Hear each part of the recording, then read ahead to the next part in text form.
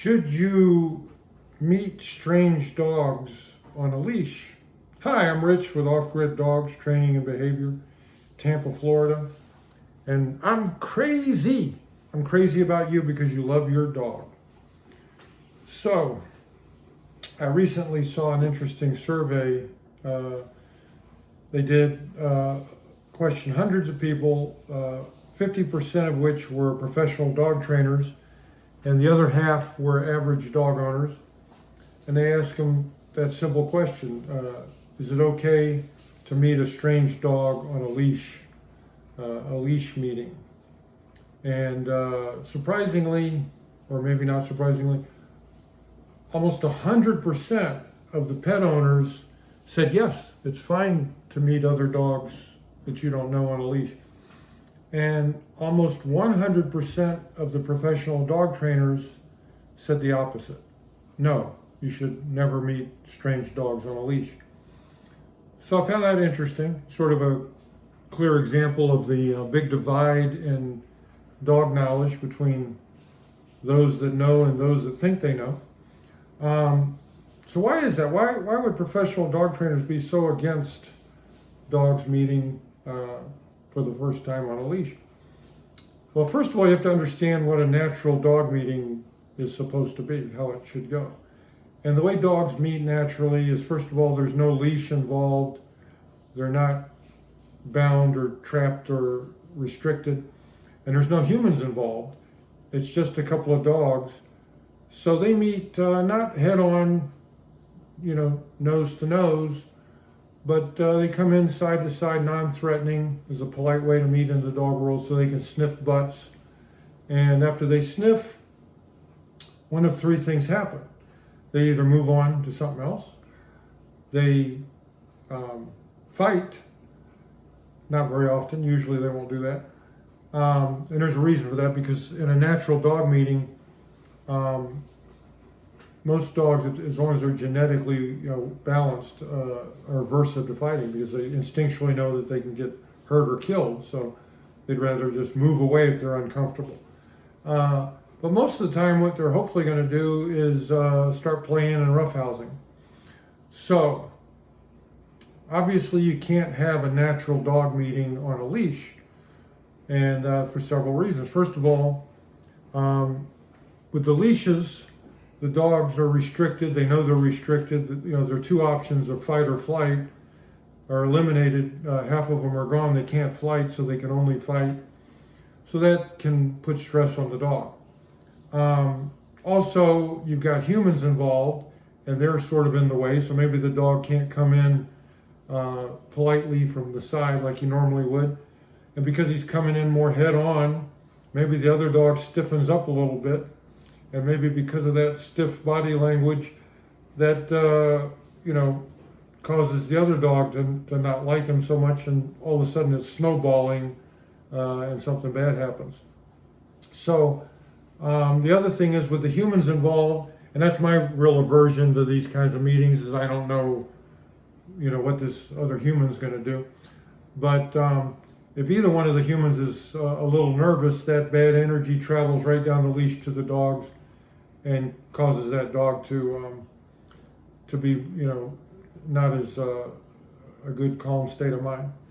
So then you have the fact that you can't complete the meeting. So it's very frustrating to dogs that even if they get the sniffing part done without getting the leashes all tangled up, they certainly aren't going to be able to play in roughhouse and run around with each other when they're on leash.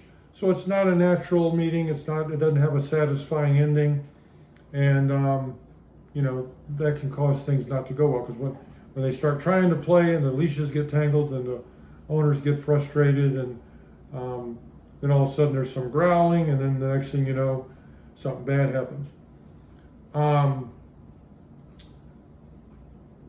The big problem with the humans is a couple of things. First of all, most of the dog owners are under the wrong impression about what socializing their dog means. They think they should socialize their dog by letting it meet every dog that walks by on the street and letting every human that walks by pet it. That's not the way you want to socialize your dog, just the opposite. the way you want to socialize your dog is teach it that every human that walks by, it can ignore. And every dog, it can ignore. That you're in charge, that you're going to take care of everything, and it doesn't have to worry about anything. So when you teach the dog that, when the dog learns that it doesn't have to worry about all these dogs and humans walking by because it's not going to have to meet them. And by the way, many dogs don't want to meet them. There's many dogs that are very, introverts and don't like to meet strange dogs to begin with. But if you train your dog that those meetings don't happen, then he's not going to want those meetings. He's not going to be pulling on the leash. You're not going to cause leash reactivity, which is the number one reason you guys call us dog trainers. He's going to be very confident as he learns that he can trust you to take care of everything, and he's just going to follow you. You're the leader. But you are socializing your dog. This is the misconception, because the dog is still meeting these people and these dogs. He's seeing them, he's sniffing them, and he's learning that they're not a threat, that he's not going to have to interact with them, that he can just walk on by and ignore them. This is how you achieve a neutral dog, which is what everybody wants. This is what all the awesome dogs look like my dog. When my dog, neighborhood I usually walk him through, we pass every day at least 3 or 4 dogs that are right behind a picket fence, like 2 inches away from my dog, that blow up as he walks by. One dog that's right behind a screen blows up, and my dog doesn't even look at them. It's like they're not even there. That's how confident he is that he has nothing to worry about. And when you achieve that with your dog, you can take your dog everywhere, because he can sit with my dog. I can go to a restaurant on a patio with somebody's dog 10 feet away freaking out at the next table. My dog doesn't care. He knows that I'm not going to let anything happen.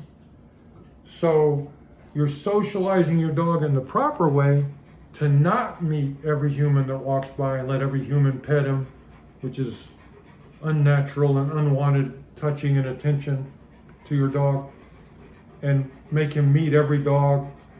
And another reason that dog trainers don't recommend it is that we've seen what happens. We've seen the damage a dog bite can do. It amazes me when people that I don't know walk up to me or try to walk up to me with my 140-pound Great Pyrenees, and they don't know what he is. They don't know that he's a breed that is very non-aggressive and protective of small animals. Because they're asking me, what kind of dog is that? So they don't even know what kind of dog it is. And they're walking up with their little 15-pound dog that is not even a good bite for my dog. I mean, my dog crushes cow bones for dinner every night. So if he was aggressive or had any issues, then their dog would be gone in 1 second. And they don't even think about it. They're just like, can our fur babies meet? No, thank you. The other thing is, along with the misconception of what socialization is, because it's not, as I've said, meeting every dog. The other thing is, I just think a lot of humans they have an insecure ego, and they're afraid to tell people no. They don't want to be rude, and they don't want to, plus the average dog owner will say something stupid when you tell them, no, thank you, we're not meeting other dogs today. They'll say, oh, your dog's not friendly, things like that. Now, don't let that bother you.